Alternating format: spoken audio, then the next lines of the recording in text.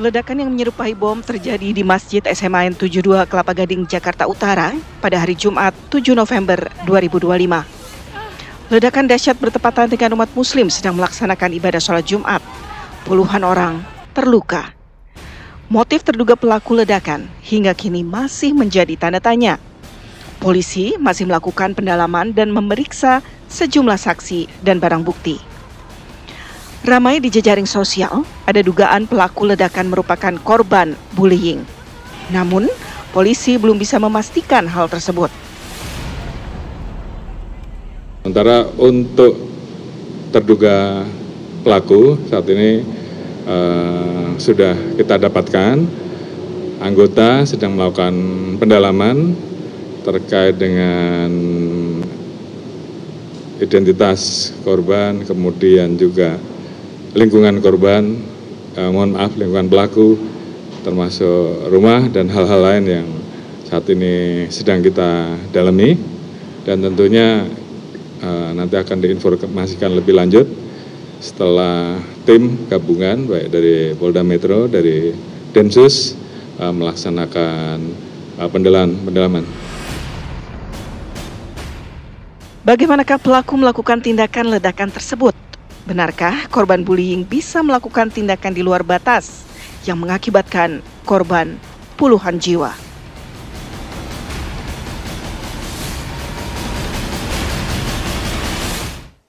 Ya, pihak kepolisian sudah mengantongi satu terduga pelaku yang diduga berasal dari lingkungan sekolah itu sendiri, dan muncul dugaan bahwa aksi nekat ini dipicu oleh masalah perundungan atau bullying. Benarkah? Kita akan bahas bersama dengan sejumlah narasumber. Pemirsa, saya akan perkenalkan untuk Anda di studio. Semua narasumber kita sudah hadir. Terima kasih sudah meluangkan waktu. Saya akan perkenalkan untuk Anda. Di sebelah kanan saya yang cantik dengan balutan warna ungu sudah ada Ketua KPI Ibu Margaret Aliatul Maimunah. Selamat malam. Malam, sehat Ibu? Alhamdulillah sehat. Oke. Di sebelah kanannya juga tak kalah cantik sudah hadir psikolog Ajeng Raffiando. Selamat malam Mbak Ajeng. Selamat malam.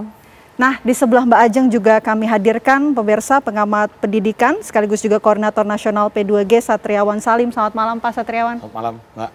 Dan yang terakhir ini kami perkenalkan narasumber kami ada Komjen Pol Martinus Hukom, mantan Kepala Densus 88 Anti Teror Polri. Selamat malam Pak Martinus. Selamat malam. Assalamualaikum. Waalaikumsalam warahmatullahi wabarakatuh. Kita buka terlebih dahulu dengan Pak Martinus. Pak Martinus, Anda melihat kasus ini perkembangannya sudah disebutkan juga oleh Kapolri, satu terduga pelaku berasal dari lingkungan sekolah itu sendiri dan disebut merupakan pelajar dari SMA Negeri 72 Jakarta. Bagaimana Anda melihat konstruksi kasus ini Pak Martinus? Oke, terima kasih Mbak. Jadi untuk mendekati kasus ini kita bisa melihat dari 3 aspek. Aspek pertama adalah induksi yang bersifat empiris dari TKP itu sendiri. Kita ketahui di situ ada kekerasan, ada korban, ada pelaku. Seperti yang sudah disampaikan oleh Kapolri bahwa ada satu pelaku yang diamankan. Yang kedua, kita melihat dari aspek fenomenologinya, menggali aspek subjektivitas dari pelaku. Dari informasi yang kami dapatkan dari adik-adik saya di Densus yang menangani TKP, ada catatan-catatan dari pelaku yang harus kita gali lebih dalam untuk mengetahui dorongan-dorongan yang mengakibatkan si pelaku ini melakukan kekerasan tersebut. Motif. Dan yang ketiga adalah kita melihat dari aspek ontologi atau definisi dari terorisme itu sendiri. Jadi kalau mendalami 3 aspek ini, saya ingin katakan bahwa pelaku yang hari ini sedang diamankan atau peristiwa itu sendiri, kita tidak boleh terburu-buru mengatakan bahwa itu teroris. Saya lebih mengatakan bahwa ini adalah aspek semacam struggle for recognition. Karena dari aspek subjektifnya, motifnya, kita dapat melihat bahwa ada catatan-catatan di situ yang menjelaskan kepada kita semua bahwa ada sesuatu yang terjadi dalam dirinya dia, terutama berhubungan dengan aspek psikologis. Ada catatan bahwa dia tidak suka dengan bullying, kemudian tidak suka dengan orang grogi, lalu ada juga dia tidak suka dengan orang-orang yang punya sifat kekanak-kanakan. Artinya dia dalam ini sedang diperhadapkan dengan aspek psikologisnya sendiri. Dia sedang ingin mengeluarkan sesuatu yang berbeda dari yang selama ini dia rasakan. Nah itu kira-kira apa ya, potret saya hari ini terhadap kasus itu seperti yang saya gambarkan tadi. Oke, untuk mengkonfirmasi itu kita coba tanyakan ke KPAI. Bu Margaret, KPAI ini kan juga sudah berkoordinasi dengan pihak kepolisian. Apakah benar peristiwa ini terjadi di latar belakangi akibat masalah perundungan? Betul, KPAI sudah berkoordinasi dengan pihak kepolisian yang sudah melakukan penyidikan ya. Dari semalam sampai tadi siang, dari hasil komunikasi kami memang belum bisa disimpulkan dari hasil temuan ya, bahwa ini karena yang bersangkutan adalah korban dari bullying atau perundungan di sekolahnya. Tetapi seorang korban bully sangat mungkin melakukan tindakan-tindakan dan perilaku yang sebagai wujud dari ekspresi atau apa ya, tanda petik mungkin upaya balas dendam atau atas kondisi yang dia terima tapi dia nggak mampu melawan langsung gitu ya. Tapi untuk kasus ini kami dari KPAI belum mendapat jawaban kepastian dari kepolisian kalau ini memang berkaitan dengan si anak menjadi korban bully. Oke, lantas apa yang KPAI soroti dengan terjadinya peristiwa saat ini sambil kita menunggu informasi terbaru dari pihak kepolisian tentunya? Kami terus terang aja 2 hari ini ya, mulai dari semalam itu konsentrasinya masih memastikan kepada anak-anak yang mengalami luka dari kejadian tersebut ya. Ada 96 anak yang mengalami luka yang kemudian dibawa di 5 fasilitas layanan kesehatan. Yang terbanyak memang di Rumah Sakit Islam Jakarta Cempaka Putih ada sekitar 43. Nah hari ini tadi siang ya, terakhir ada 14 yang masih dirawat di Rumah Sakit Islam Cempaka Putih, 14 anak yang masih dirawat di Rumah Sakit Yarsi dan 1 orang di Rumah Sakit Pertamina Jaya. Jadi masih ada sekitar 29. Sisanya itu sudah bisa atau sudah dipulangkan lah, meskipun belum dalam kondisi yang sehat betul ya Mbak.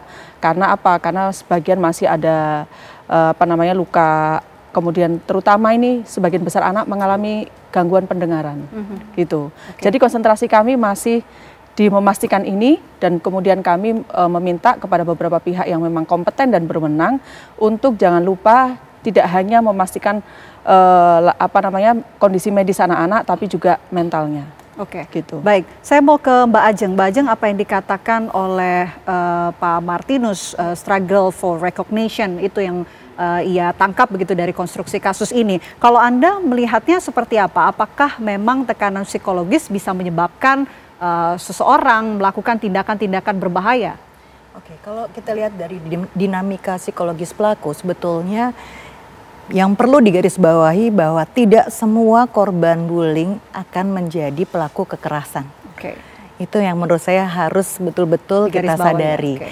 Karena ada banyak hal yang menjadi multifaktor kenapa seseorang bisa melakukan tindak kekerasan tersebut.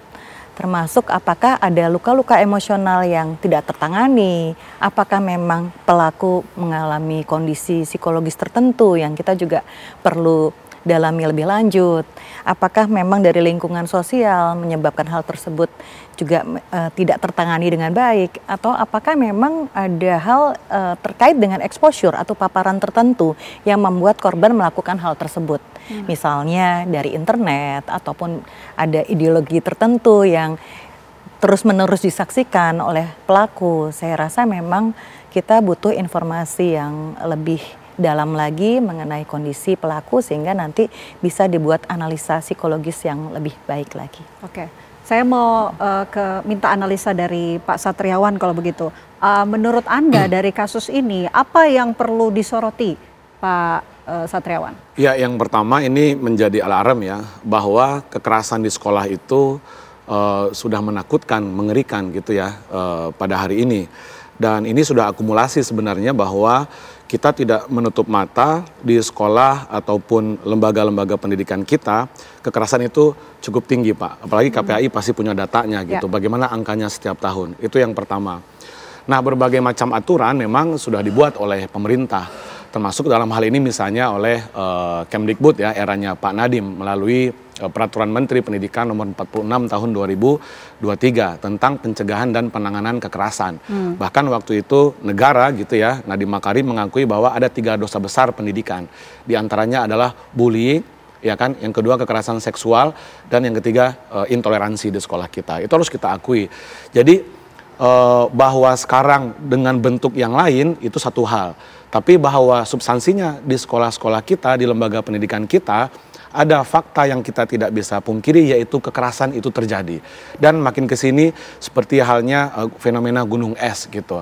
Ada yang betul-betul dilaporkan, ada yang disampaikan ke publik, ada yang di-exposure tadi gitu ya, di-expose maksudnya, tapi ada juga yang ditutup-tutupi gitu oleh lembaga-lembaga pendidikan misalnya gitu. Itu yang pertama. Nah yang kedua, fenomena seperti yang kemarin anak-anak kita di 72 itu, tentu kita sebagai pendidik, kita sebagai orang dewasa berempati ya kepada anak-anak kita, kepada guru, baik kepada korban maupun pelaku sendiri karena usianya masih anak. Fenomena seperti itu sebenarnya di luar negeri seperti di Amerika Serikat bukan hal yang jarang terjadi, justru sering terjadi Pak. Yang namanya school shooting itu gitu kan ya. Karena di sana ada akses yang relatif terbuka kepada senjata. Pak Martinus pasti lebih paham gitu. Saya pakai data misalnya 2023 350 insiden terjadi. Ya kan tahun 2024 332 insiden di sekolah-sekolah seantero Amerika Serikat gitu. Nah, bahwa di sana anak korban bully, Bu Ajeng, itu mereka lazim membalasnya itu dengan menggunakan tadi teman-temannya ditembak atau gurunya ditembak gitu kan. Seandainya yang terjadi di anak kita di 72 ini adalah anak kita ini korban dari bully gitu kan, tentu ini harus menjadi alarm bahwa anak-anak kita sekarang sudah bisa quote unquote gitu mengimitasi, meniru ya kan teman-teman seusianya mereka dari luar negeri melalui media sosial. Saya tadi iseng-iseng saya coba mencari di Google di YouTube gitu ya, how make a bomb gitu ya pakai bahasa Inggris. Banyak caranya. Di YouTube semudah itu sangat mudah begitu ya. Tapi kalau pakai bahasa Indonesia agak susah Pak. Tadi saya tanya juga di YouTube bagaimana cara membuat bom, agak susah. Tetapi kalau bahasa Inggris itu sangat gampang sekali gitu. Nah, kami sepakat tadi bahwa ini harus menjadi penanda bagi kita, bagi guru, bagi pendidik, bagi negara. Kita harus mampu, guru-guru, sekolah, dinas pendidikan, madrasah gitu ya, untuk mendeteksi anak-anak kita ini. Ya kan mendeteksi secara dini, dan itu bagian dari mitigasi. Apa yang dideteksi? Pertama, anak-anak kita yang misalnya mereka adalah korban bully atau mereka adalah pelaku dari bully. Kita sebagai pendidik tahu sebenarnya gitu, ada indikasi-indikasi misalnya gitu yang tadinya ceria kemudian jadi pendiam, yang barang-barangnya tadinya lengkap dibawa pulang ke rumah isi tasnya kemudian ternyata berkurang atau bahkan hilang gitu. Ya kan, kemudian yang anak-anak kita ini biasanya bergembira, suka bercerita, sekarang justru sering murung gitu ya, atau menyakiti tubuh, bagian tubuhnya gitu dan seterusnya. Nah, saya pikir kita sebagai guru, kita sebagai orang tua gitu ya, sebagai pengawas sekolah, madrasah harus peduli, harus betul-betul cepat tanggap. Melihat, kita harus peka ya melihat seperti itu gitu. Nah itu saya pikir pembelajaran bagi kita semua gitu, dan ini kita berharap ini yang pertama dan terakhir.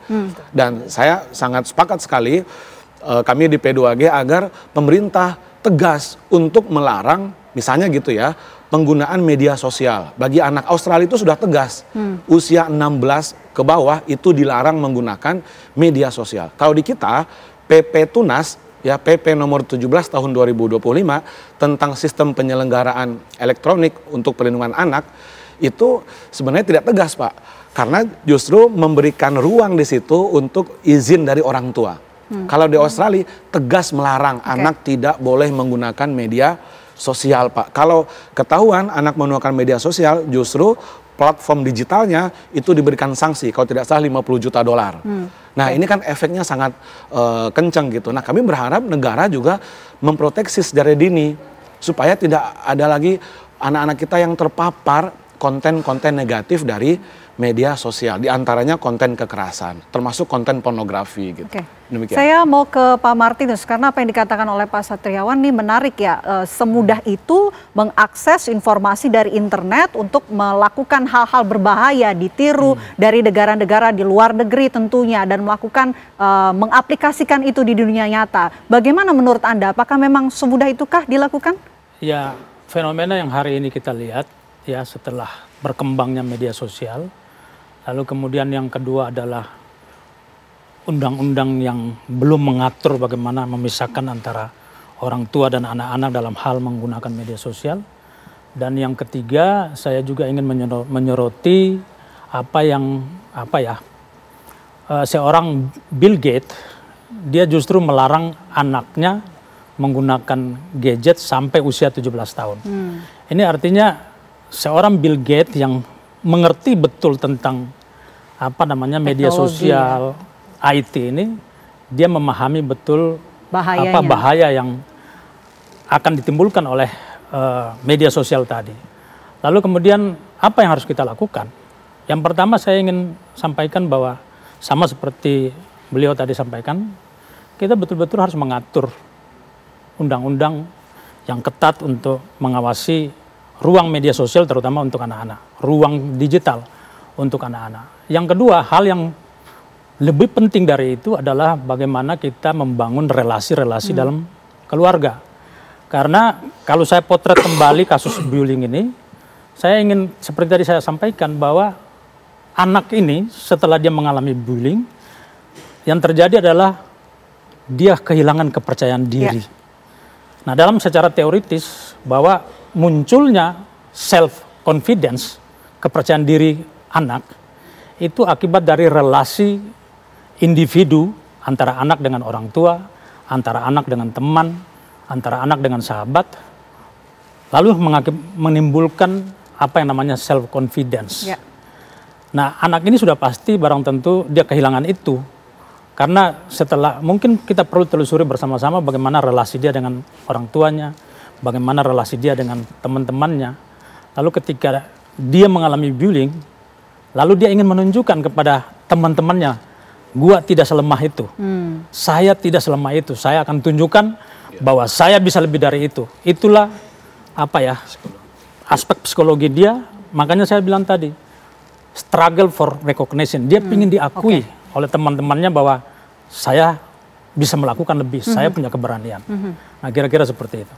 Termasuk juga apa yang menjadi barang bukti dalam senjata mainan yang sudah diamankan oleh pihak kepolisian. Ini seperti ada tulisan yang disebut-sebut menjadi pesan yang sama seperti apa yang terjadi di luar negeri, apa yang ia contoh dan juga ia copy dari film-film di luar negeri. Nah, nanti kita akan bahas usai jeda. Apa kabar Indonesia Malam akan kembali untuk Anda pemirsa sesaat lagi. Tetaplah bersama kami.